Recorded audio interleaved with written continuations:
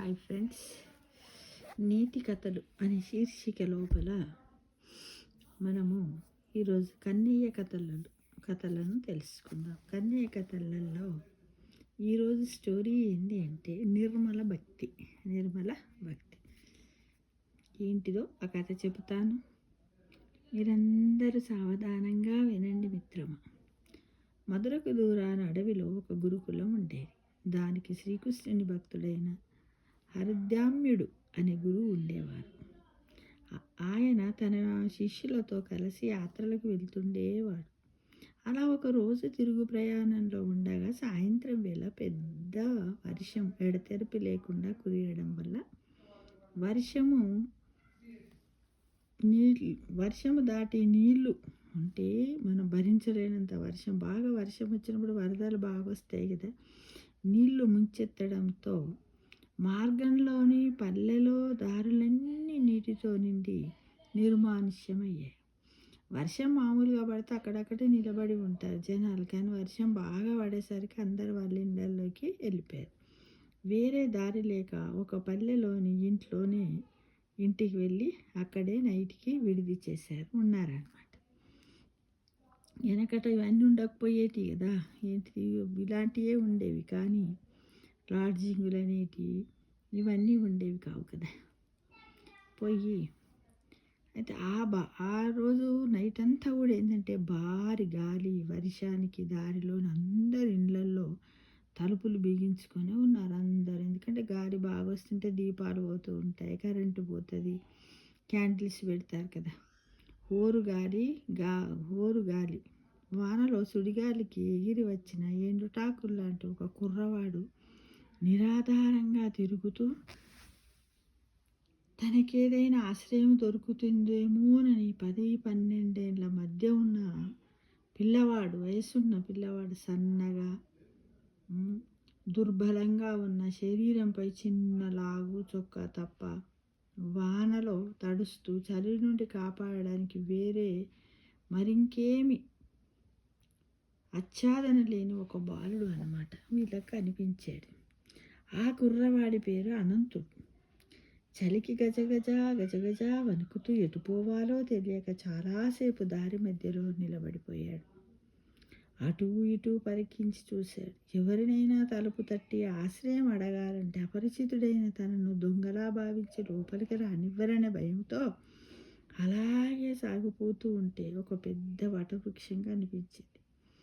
ఆ చెట్టు మొదట్లో కాస్తంత స్థలం నీరు లేకుండా కనిపించడంతో బ్రతుకు జీవుడా అని ఆ జానెడు స్థలంలో ముడుచుకొని కూర్చున్నాడు. ఎవరు? ఆ పిల్లవాడు. ఏ పిల్లవాడు? అనంతుడు. అతని వయసు ఎంత? 10-12 ఏళ్ళు ఉంటాడు వయస్సు.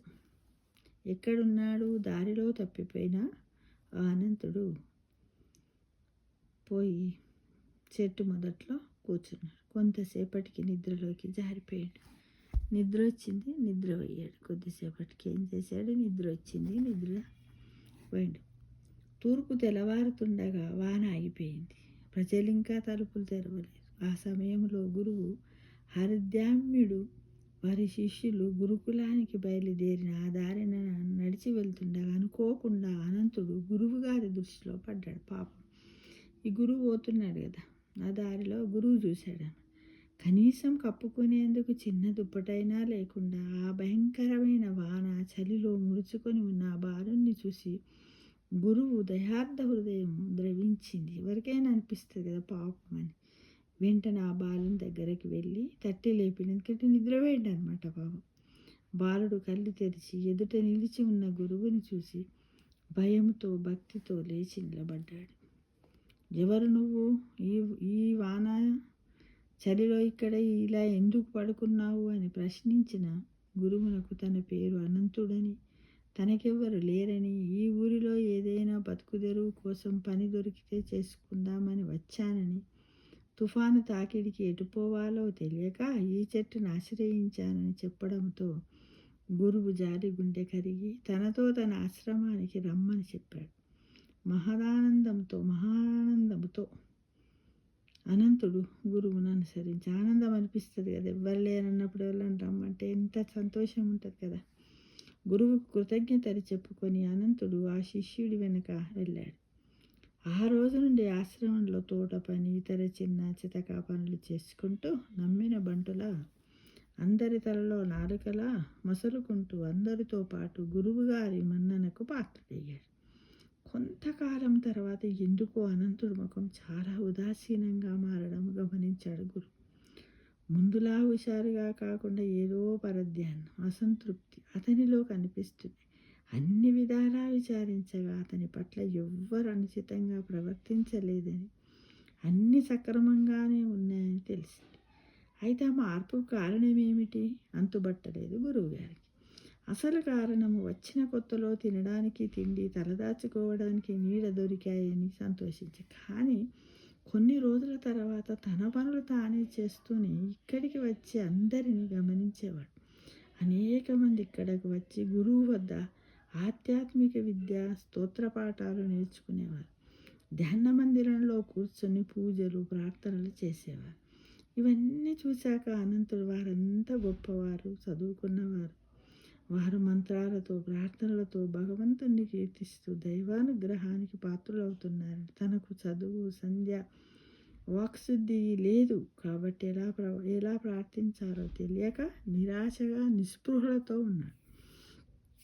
రోజంతా కష్టపడి పనిచేసి వేలకి తిని పడుకుని తనకు దైవానుగ్రహం ఎందుకు లభిస్తుంది?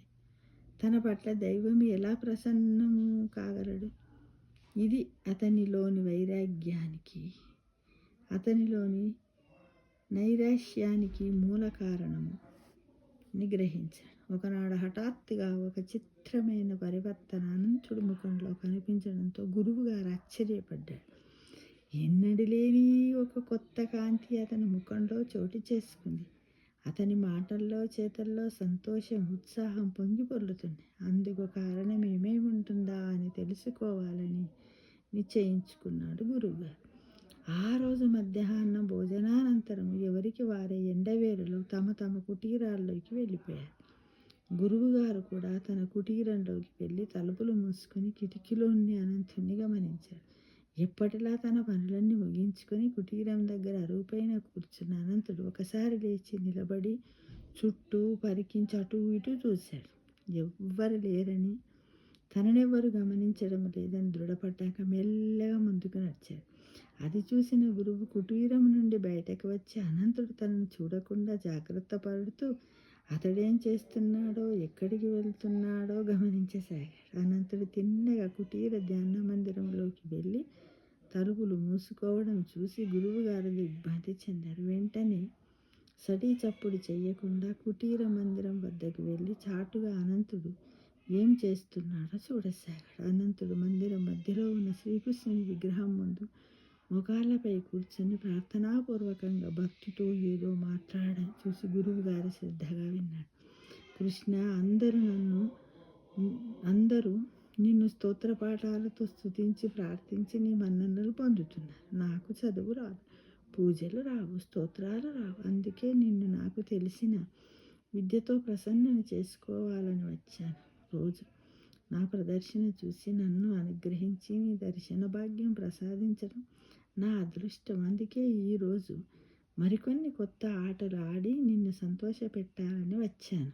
చూసి ఎలా ఉన్నాయో చెప్తావు కదూ అంటూ తన సంచిలో నుండి 10 బంతులను బయటకు తీసి వాటిని గాలిలో ఎగురవేస్తూ ఒక్కటి కూడా కింద పడకుండా ఆడాడు. ఆ తర్వాత అరచేతిని నేలపై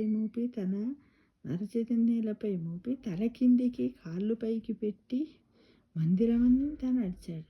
ఆ తర్వాత విచిత్రమైన విన్యాసాలు చేశాడు. అన్నీ ముగిశాక ముఖాళ్ళపై మోకరిల్లి స్వామితో, కృష్ణ చెప్పు, ఈరోజు నేను ప్రదర్శించిన విద్యలు నీకు నచ్చాయా అని భక్తితో అడిగాడు. వెంటనే భగవానుడు విగ్రహం నుండి కనులు మిరుమిట్లు గొలిపే ప్రకాశవంతమైన వెలుగు వెలువడింది. ఆ వెలుగుతో పాటు స్వామి మాటలు కూడా ప్రతిధ్వనించి, మిత్రమా అనంత, నీ విద్యల అమోఘం. అవి చూసి నేను చాలా ఆనందించాను. రేపు కూడా వచ్చి నీ ఆటలు ప్రదర్శిస్తావు కదూ అన్నాడు. తప్పకుండా కృష్ణ అని లేచి నిలబడ్డాడు అనంతుడు. బయట నుండి దృశ్యం చూసి శ్రీకృష్ణుని పలుకులు విని గురువుగారు శిలాప్రతిమలా నిలబడిపోయాడు. తలుపులు తెరిచిన అనంతుడు గురువుని చూసి ఒక్కసారి ఉలిక్కిపడ్డాడు. కానీ గురువుగారు అతన్ని అమాంతం ఆలింగనం చేసుకున్నాడు. నాయనా నాయనా, అనంత అనంత, ఎన్నో దశాబ్దాల నుండి ఏకదీక్షతో నేను స్వామిని కొలుస్తున్నాను. ఎన్నో మంత్రాలు జపిస్తున్నాను, ఎందరికో నేర్పిస్తున్నాను. కానీ ఇంతవరకు నాకు ఆ భగవానుడి సాక్షాత్కారం లభించలేదు. ఈరోజు నిర్మల భక్తిభావంతో, సరళ హృదయంతో నీవు ఆటలాడి స్వామిని మెప్పించి సాక్షాత్కారాన్ని పొందావు. నీవు ధన్యుడవు. ఈ రోజు నుండి నీవు ఈ ఆశ్రమంలో పనివాడవు కాదు, నా ప్రథమ శిష్యుడవు. నీకు సకల విద్యలు నేర్పిస్తాను అన్నాడు ఆనంద అశ్రులతో. అంటే దైవానుగ్రహం పొందాలంటే కేవలం జపతపాదులు, యజ్ఞయాగాదులు, మంత్రతంత్రాలు మాత్రమే కాదు మిత్రమా. వాటితో పాటుగా ముఖ్యంగా కావలసింది నిర్మలమైన, స్వచ్ఛమైన భక్తి మనందరికీ ఉండాలి అని ఈ కథ ద్వారా మనం తెలుసుకున్నాము మిత్రమా. సర్వం శ్రీకృష్ణార్పణమస్తు.